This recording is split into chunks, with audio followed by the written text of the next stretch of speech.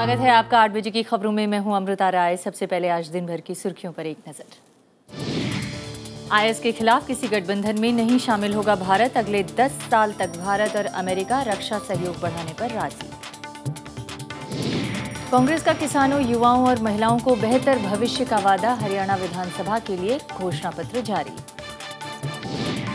गोरखपुर में ट्रेनों की टक्कर में 12 मुसाफिरों की मौत, 45 लोग घायल। रेलवे सेफ्टी कमिश्नर ने शुरू की हादसे की जांच। असम, मेघालय और अरुणाचल प्रदेश में बाढ़ से 150 से ज्यादा लोगों की मौत। पुनर्वास के लिए केंद्र देगा 890 करोड़ रुपए। केंद्रीय टीम करेगी नुकसान का आकलन। और एशियाई खेल में भारत को आज 1 स्वर्ण समेत 4 पदक। मैरीकॉम ने लगाया गोल्ड पर पंच। 800 मीटर दौड़ में टिंटू लुका को रजत पदक। और अब आज की पहली खबर।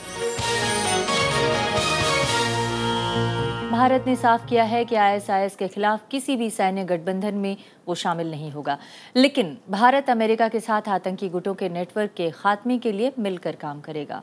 दोनों देश आपसी रक्षा सहयोग को अगले 10 साल तक बढ़ाने के लिए राजी हो गए हैं। अब ये सहयोग 2025 तक जारी रहेगा। अमेरिकी दौरे के आखिरी चरण में प्रधानमंत्री नरेंद्र मोदी और राष्ट्रपति बराक ओबामा के बीच मंगलवार को शिखर वार्ता हुई।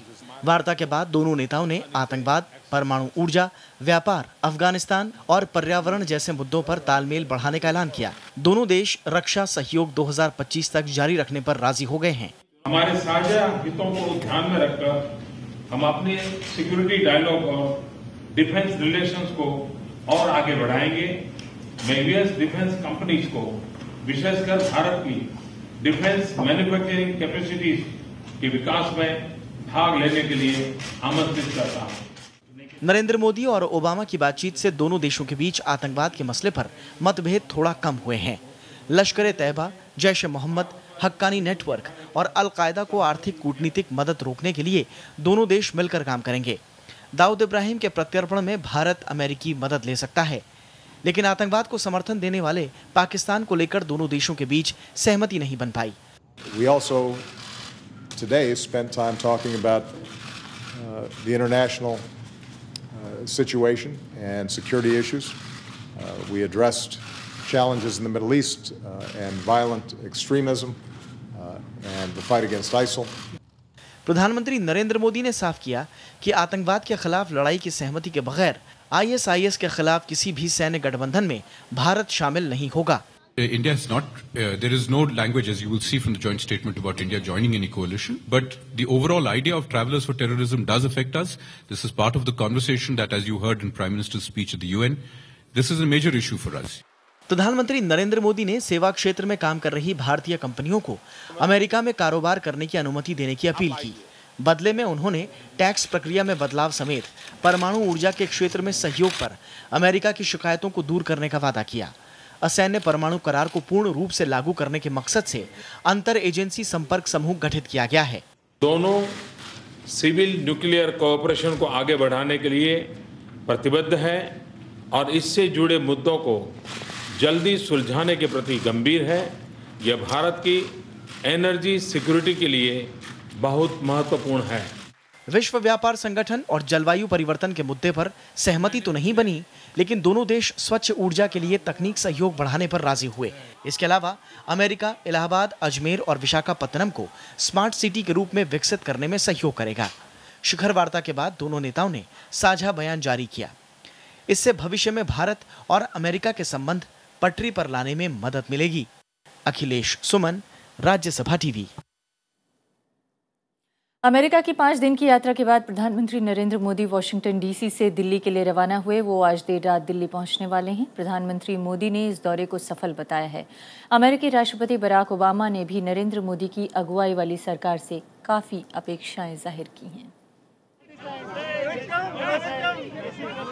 वॉशिंगटन डीसी में भारत के लिए रवाना होने से पहले प्रधानमंत्री नरेंद्र मोदी ने इस लहजे में अमेरिका को धन्यवाद दिया। इससे पहले प्रधानमंत्री नरेंद्र मोदी के सम्मान में अमेरिकी उपराष्ट्रपति जो बिडेन ने दोपहर का भोज आयोजित किया। उन्होंने नरेंद्र मोदी की तारीफ की और कहा कि इससे दोनों देशों के बीच दोस्ती में इजाफा होगा। We both need to trade new markets. We both need more investment. We both need higher education systems that work for the next generation. And we both need to keep our people safe from the scourge of violent extremism. Our new partnership is rooted in both shared values and shared interests. शिखर वार्ता के बाद Washington DC में Barack Obama के साथ नरेंद्र मोदी मानवाधिकार आंदोलन के प्रतीक Martin Luther king junior के स्मारक गए। इसके बाद वो भारत अमेरिका बिजनेस काउंसिल की बैठक में भी शामिल हुए। उन्होंने वहां अमेरिकी कारोबार जगत के लोगों को भारत में कारोबार करने का न्योता दिया। अखिलेश सुमन, राज्यसभा टीवी। और हमारे साथ बातचीत करने के लिए, प्रधानमंत्री की इस यात्रा पर बातचीत करने के लिए शिवशंकर मुखर्जी साहब हैं। फॉर्मर एम्बेसडर रह चुके हैं, अमेरिका में भी रह चुके हैं और कई प्रधानमंत्रियों के साथ आप उनकी यात्राओं का आपके पास एक अनुभव भी है। इस बार जो प्रधानमंत्री नरेंद्र मोदी ने अमेरिका की यात्रा की, आमतौर पर उसकी बड़ी सराहना की जा रही है, लेकिन अगर उसके ऑब्जेक्टिव्स देखा जाए तो क्या आप भी इसे मानते हैं कि ये एक सफल यात्रा रही? जी, आपने सही कहा, ऑब्जेक्टिव्स के हिसाब से ही विजिट को तोलना चाहिए तराजू में।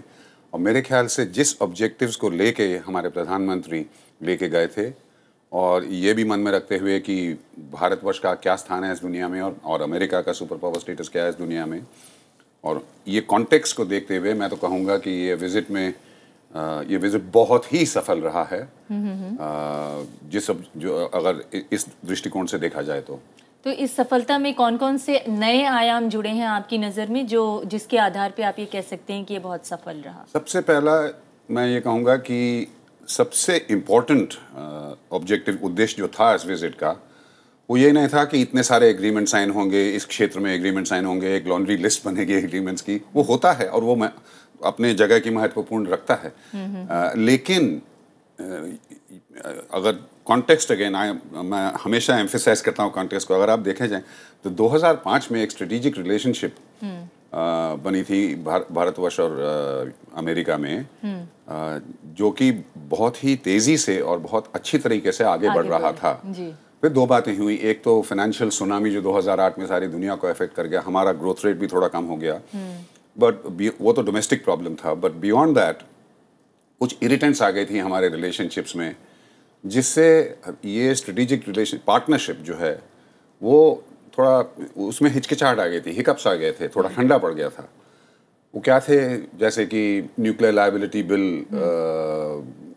जो कि एक्सपेक्टेशंस थी अमेरिका की, दूसरे देशों की, फ्रांस की, सिविल न्यूक्लियर प्लांट्स इंडिया को बेचने के लिए। सर, आपने रक्षा सहयोग की बात की, जो आपने कहा कि 2005 से शुरू हुआ, वो अब तक जारी है। सिर्फ रक्षा नहीं, पूरी ओवरऑल एक स्ट्रेटेजिक रिलेशनशिप, जिसमें वो पार्टनरशिप में ये होता है। हाँ। ये अलायंस नहीं है। मैंने देखे बड़े टीवी शोज में सब नेचुरल एलाय की बात कर रहे थे। We are not an ally of anybody, we are not a natural ally of any country in the world.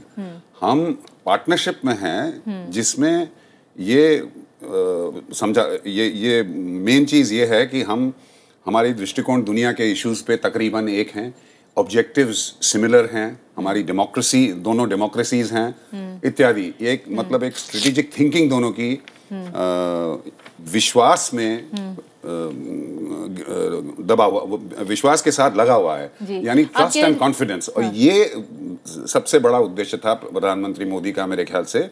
ये जो ठंडा हुआ है ये रिलेशनशिप पिछले 2 साल में कुछ इरिटेंट्स की वजह से, Khobragade affair etcetera and so on, इसको पीछे रख के, इसको अलग रख के आगे बढ़ेंगे दो देश, पार्टनरशिप के उसमें बढ़ेंगे। और ये जो ट्रस्ट और कॉन्फिडेंस टूटा नहीं है, लेकिन थोड़ा वूंड हुआ है, उसको ठीक करेंगे। आप ये कह रहे हैं कि ओवरऑल अगर इस यात्रा को देखा जाए तो ट्रस्ट और कॉन्फिडेंस दोनों देशों के बीच बढ़ा है, लेकिन और आप ये भी कह रहे हैं कि दोनों देशों के बीच कई तरह की सिमिलैरिटीज है इश्यूज को लेकर, लेकिन जो विरोधाभास हैं WTO के इश्यूज पे, न्यूक्लियर एनर्जी के इश्यूज पे, जो न्यूक्लियर लायबिलिटी बिल को लेकर बार बार अमेरिका की तरफ से सवाल उठाए जाते रहे, FDI को लेकर अभी भी कोई खास FDI इन रिटेल में, उस पे भी भारत अभी मौन ही रहा है।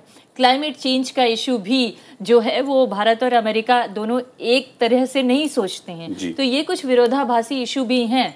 ट्रस्ट और कॉन्फिडेंस के जरिए क्या इसे कम किया जा सकता है, दूर किया जा सकता है? बिल्कुल, ट्रस्ट और कॉन्फिडेंस का मतलब ही है कि इस तरह के जो विरोधी इश्यूज हैं, जो बिल्कुल जिसपे एक नजर से दोनों देश नहीं देख रहे हैं, ट्रस्ट और कॉन्फिडेंस से ही इस तरह से सुलझाया जा सकता है, बिना कॉन्फ्रंटेशन के।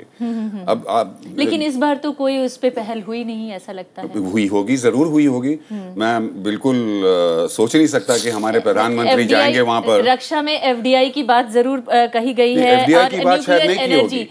Nuclear energy, nuclear liability bill में थोड़ा सा सुधार और या थोड़ा आसान करने की नरमी दिखाने की बात कही गई है, लेकिन ये एफडीआई इन रिटेल पर एक तरह से जब हेड्स ऑफ गवर्नमेंट मिलते हैं, वो इन डिटेल्स में नहीं जाते। उनकी बहुत बड़ी सरकार है, उनके एक्सपर्ट्स हैं, वो एक पॉलिटिकल विल दिखाते हैं, एक पॉलिटिकल अंडरस्टैंडिंग आपस में दिखाते हैं, जिसके तहत ministers, bureaucrats, experts, departments then realise that ये दिशा उन लोगों ने इंस्ट्रक्ट कर दिया है, इसे हमें अचीव करना है। WTO में हमारा डिफरेंस है और वो डिफरेंस रहेगा कि हमें फूड सिक्योरिटी गरीबों के लिए उससे हम हटेंगे नहीं। उन्होंने साफ कहा काउंसिल ऑफ फॉरेन रिलेशंस में कि ट्रेड फैसिलिटेशन एग्रीमेंट जो है, हम उसके साथ 101% है, लेकिन उसके साथ ये भी होना चाहिए, क्योंकि क्या है, भारतवर्ष में बहुत गरीब लोग हैं। कौन सा सरकार यहाँ टिक सकता है भारतवर्ष में जो गरीबों की तरफ नजर ना दे?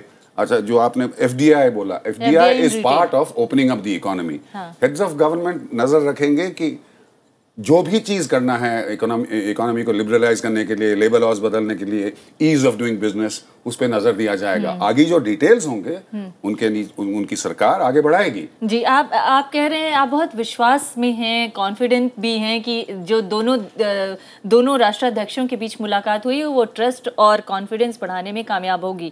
अभी $100 बिलियन का कारोबार दोनों देशों के बीच होता है, इसे 5 गुना बढ़ाने की बात कही गई है। लेकिन एक छोटा सा मुद्दा मैं आपसे जानना चाहूंगी।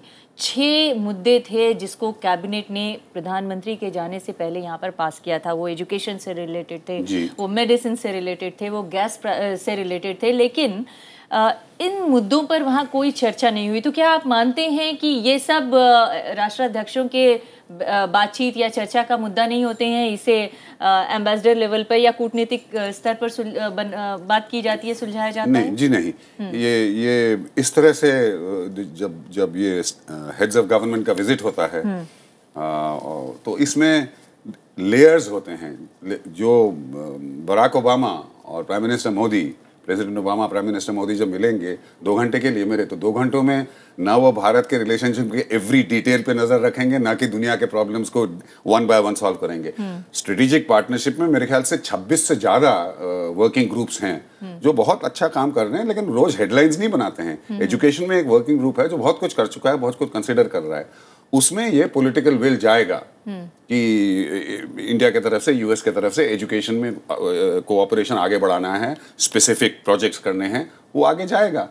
इसका मतलब ये नहीं है कि जस्ट बिकॉज प्रेसिडेंट ओबामा और प्राइम मिनिस्टर मोदी ने जॉइंट स्टेटमेंट में एक अलग स्टेटमेंट इसके बारे में नहीं निकाला तो बात नहीं हुई है। See, overall the visit, as I said, trust, confidence, partnership, it is inclusive. जो मेंशन हुए हैं उसके लिए तो ये डिक्लेरेशन ऑफ इंटेंट है ही। जो मेंशन नहीं हुए हैं वो भी आप समझ लीजिए कि वो भी करेंगे with the backing of the two heads of government। Mukherjee साहब, जाते जाते एक आखिरी सवाल, बहुत संक्षेप में उत्तर चाहूंगी। आप कई प्रधानमंत्रियों के साथ इस तरह की यात्राओं में शामिल रहे होंगे। ये यात्रा क्या उन प्रधानमंत्रियों की यात्राओं से कुछ अलग थी, पीएम की? देखिए, इसमें सच जवाब तो ये है, मैं राजीव गांधी जी जो थे वो भी करिस्मेटिक प्राइम मिनिस्टर थे। 2 बार न्यूयॉर्क में उनके साथ में I was liaison officer, the press officer, Washington में, बहामास में।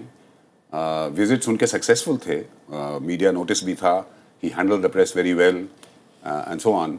लेकिन ये भी फैक्टर करते हुए कि आजकल की टेलीविज़न कवरेज जो है बहुत ही विकसित है, इतने टेलीविज़न चैनल्स तो वहाँ कितने थे, उसको जहन में रखते हुए भी मैं ये कहूँगा कि इस तरह का visit, the response Indian community से, बिजनेस से, बिजनेस वर्ल्ड से और उन सरकार से, यूएस के सरकार से, इट वाज अनप्रेसिडेंटेड। जी, आप बहुत होपफुल हैं और आप ये मानते हैं कि ट्रस्ट और कॉन्फिडेंस से बाकी जो भी मुद्दे हैं वो आने वाले दिनों में सॉल्व किए जा सकते हैं और आगे बढ़ाए जा सकते हैं। नंबर 1, ट्रस्ट और कॉन्फिडेंस रीबिल्ड हुआ है, इसमें कोई शक नहीं है। I mean, prime minister Modi, when he lands back in Delhi, he's landed, I think, should be able to say, if I can get romantic, he'll be able to say like with Julius Caesar, I came, I saw, I conquered. And I'll just enter one cautionary note कि काफ़ी कुछ ये हैं जो बहुत अच्छे discussion जो heads of government में हुए हैं, आगे बढ़ेंगे, लेकिन a lot will depend now. In fact, much more important is the work that is to begin now. अभी जो काम शुरू करना है, implementation is going to be the real test. जी, बहुत बहुत शुक्रिया हमारी चर्चा में शामिल होने के लिए शिवशंकर मुखर्जी साहब। ये थी आज की हमारी पहली खबर। और अब कुछ खबरें चुनावी मैदान से।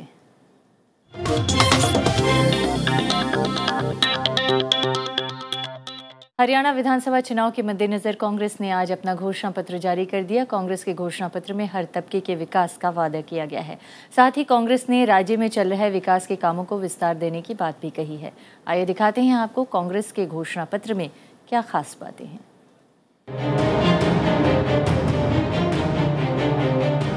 हरियाणा प्रदेश कांग्रेस कमेटी ने बुधवार को पंचकुला में घोषणा पत्र जारी किया। पार्टी ने हर वर्ग को ध्यान में रखते हुए कई लोक लुभावन वादे किए।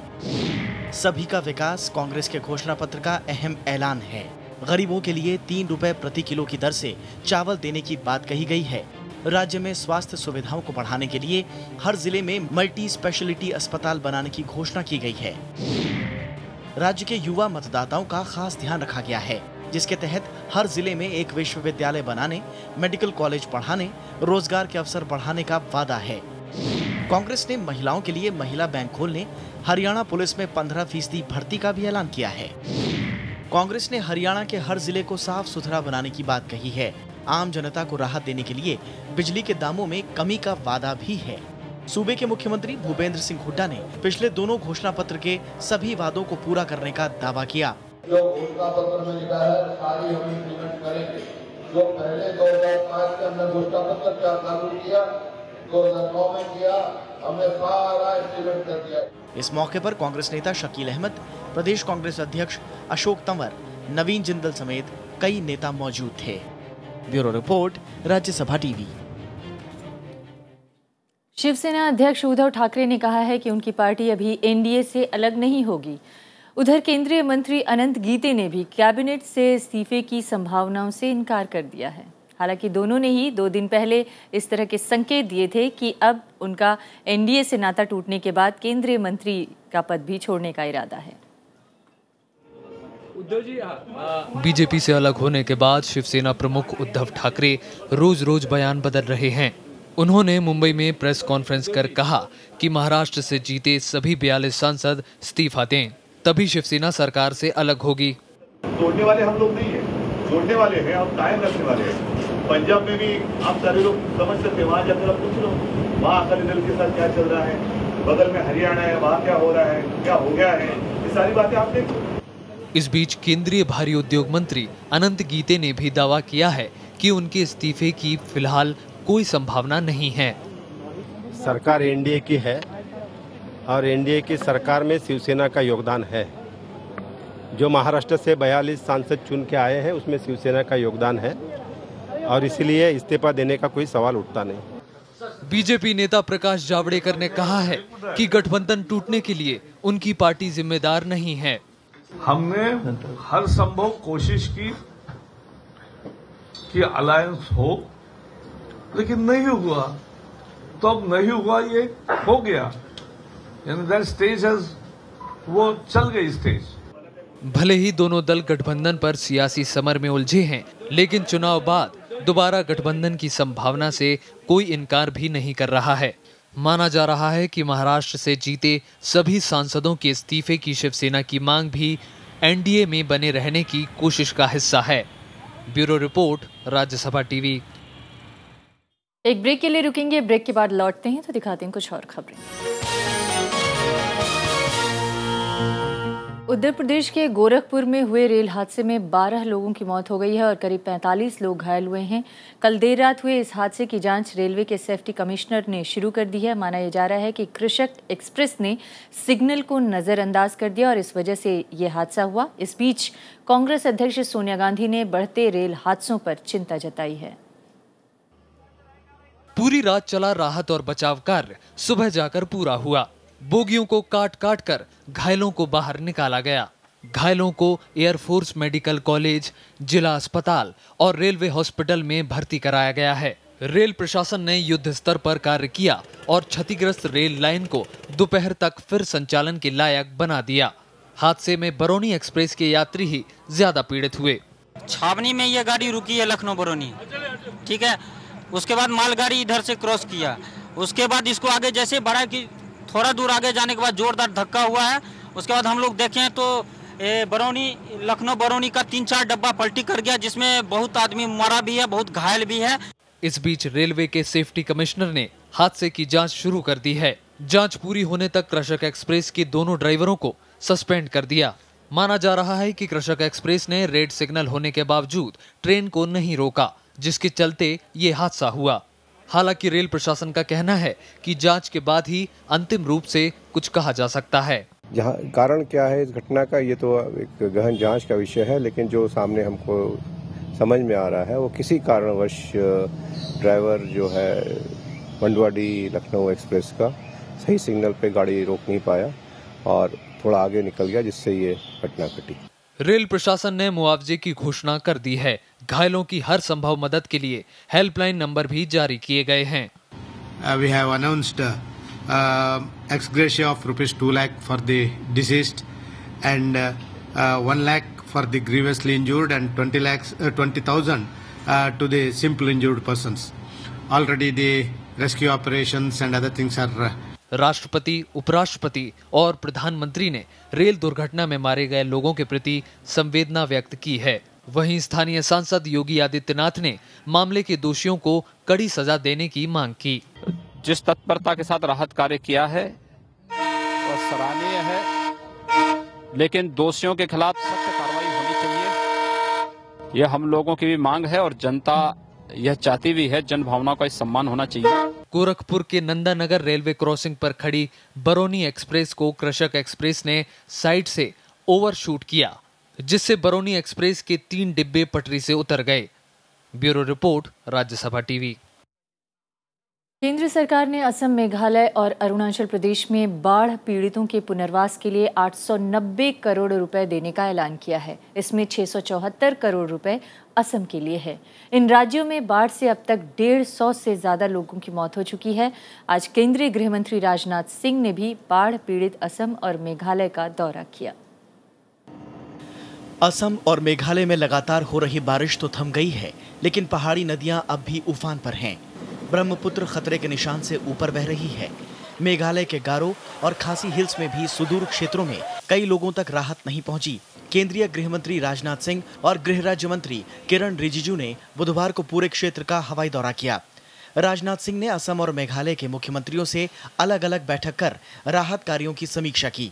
राजनाथ सिंह ने कहा कि तीनों राज्यों को राहत राशि जारी कर दी गई है और जल्द ही नुकसान का जायजा लेने के लिए केंद्रीय टीम को इन राज्यों में भेजा जाएगा। सेंट्रल गवर्नमेंट को मेमोरेंडम भेजा जाना चाहिए ताकि हम वहां से इंटर मिनिस्ट्रियल टीम को जल्दी से जल्दी भेज सकें और जितना आवश्यक हो उतनी अधिक से अधिक सहायता इस संकट से लोगों को निजात दिलाने के लिए इन राज्यों को उपलब्ध कराई जा सके।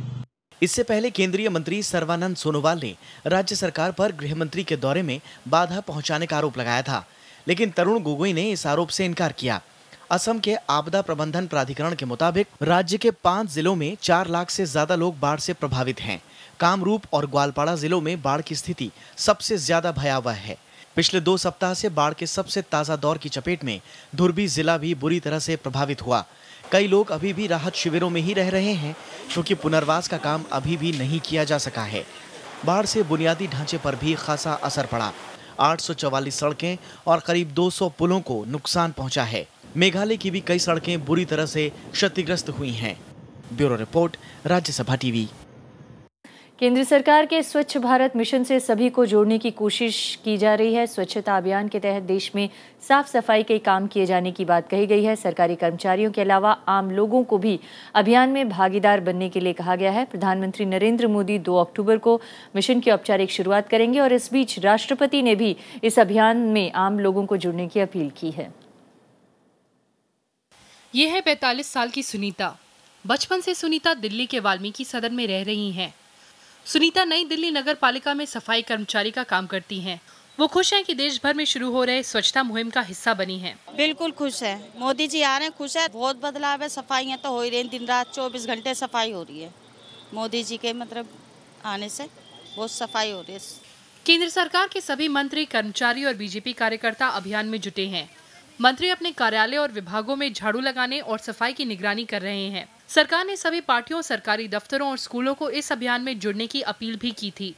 सरकारी दफ्तर और स्कूल कल कुछ घंटों के लिए खुलेंगे और अभियान में भागीदारी देंगे।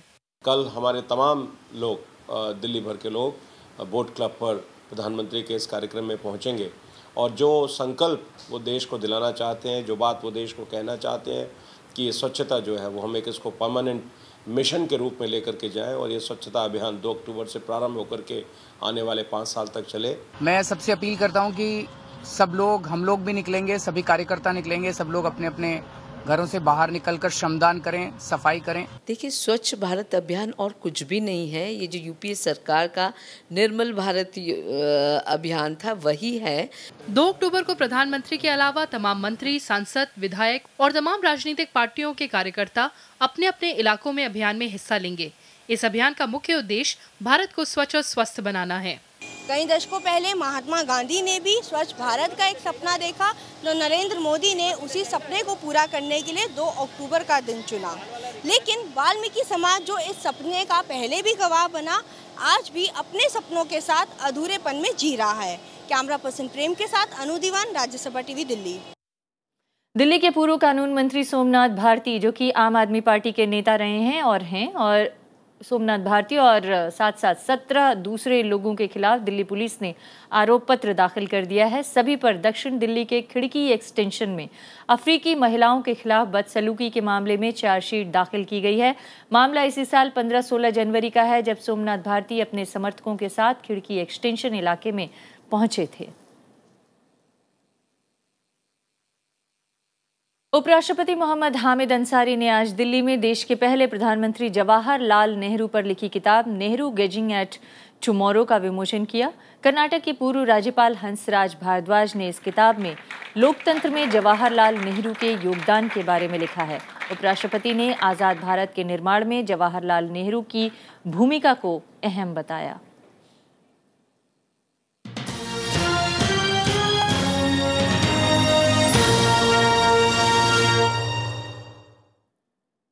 और अब बात करते हैं एशियाई खेलों की। एशियाई खेलों में 12वें दिन महिला मुक्केबाज एमसी मैरीकॉम ने भारत को स्वर्ण पदक दिलाया। मैरीकॉम ने कजाकिस्तान की जायना शेकेरबोकोवा को हराकर गोल्ड मेडल हासिल किया। मैरीकॉम ने मुकाबला 2-0 से जीत लिया। एशियाई खेलों में मैरीकॉम का ये पहला स्वर्ण पदक है। 5 बार की विश्व चैंपियन और ओलंपिक में कांस्य पदक जीत चुकी मैरीकॉम ने 2010 के एशियाई खेलों में कांस्य पदक जीता था। इस बुलेटिन में फिलहाल इतना ही। नमस्कार।